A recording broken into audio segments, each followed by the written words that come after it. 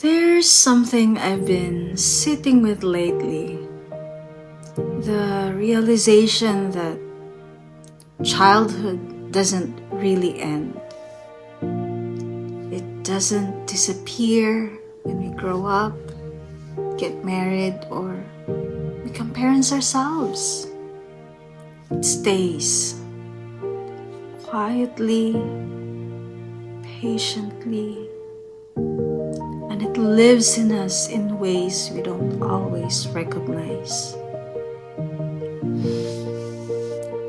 For a long time, I thought childhood was something you get over, something you outgrow, something you look back on occasionally, maybe with nostalgia, maybe with pain, but still something that belonged to the past. But I've learned that childhood doesn't live in the past. It lives in the body, in our nervous system, in the way we respond to stress, in the way we love, in the way we protect ourselves, and sometimes in the way we parent. I see my childhood in the moments when I feel overwhelmed by noise, in the way I crave quiet at the end of the day, in how I deeply value safety, predictability, and gentleness in my home. I see it in the parts of me that want to slow everything down. Because somewhere inside, there's a younger version of me that needed more space to breathe.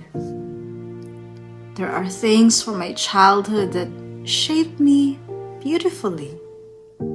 Resilience, sensitivity, the ability to notice subtle emotional shifts in a room. But there are also things I didn't fully understand until I became a mother myself.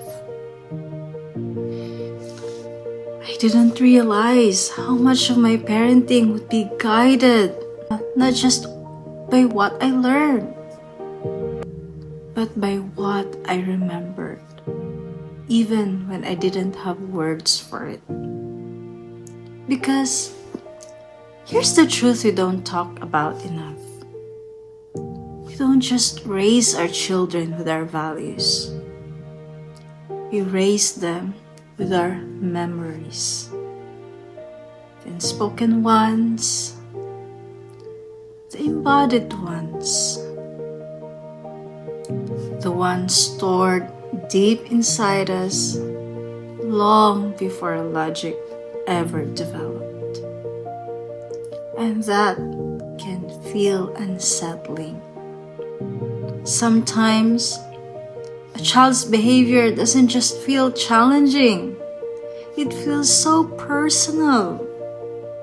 A tantrum, a raised voice, a moment of defiance.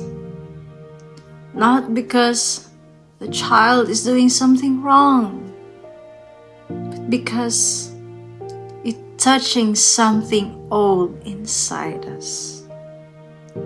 Like a memory of not being heard, of being misunderstood, of being expected to be good before we're ready.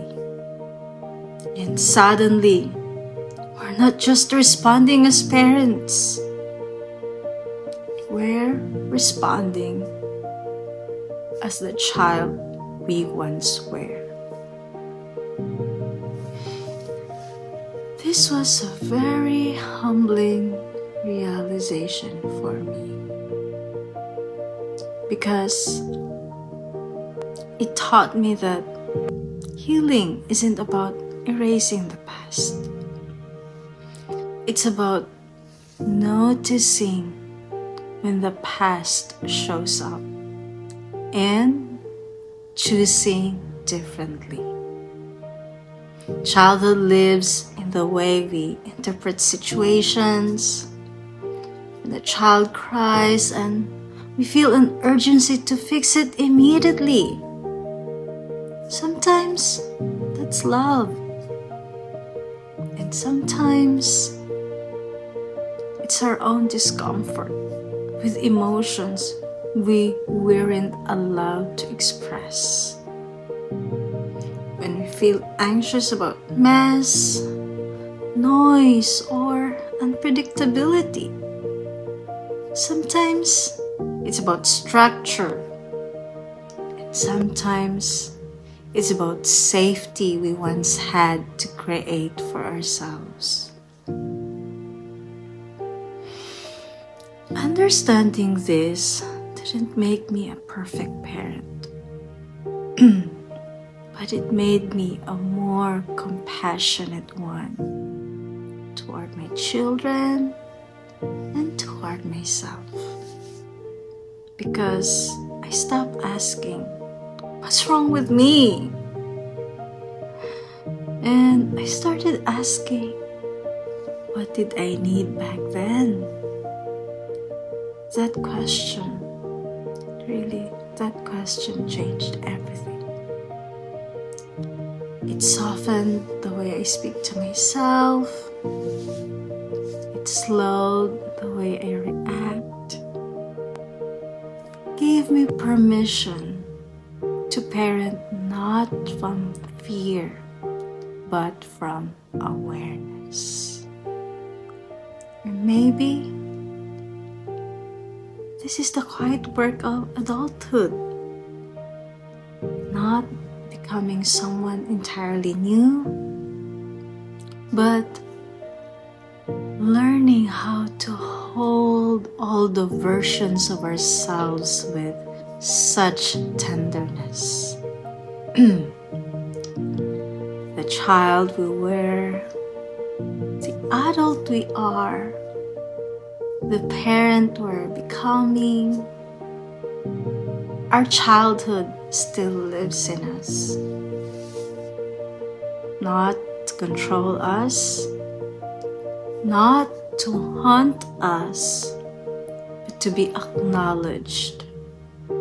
And when we do that, when we listen instead of suppress, we give ourselves the chance to break the cycles, gently, without shame. So if this resonates with you, I want you to know this. You're not broken for reacting the way you do. You're not weak for feeling deeply. And you're not failing just because your past still shows up. You're human. And awareness is not the end of the story. It's the beginning of healing.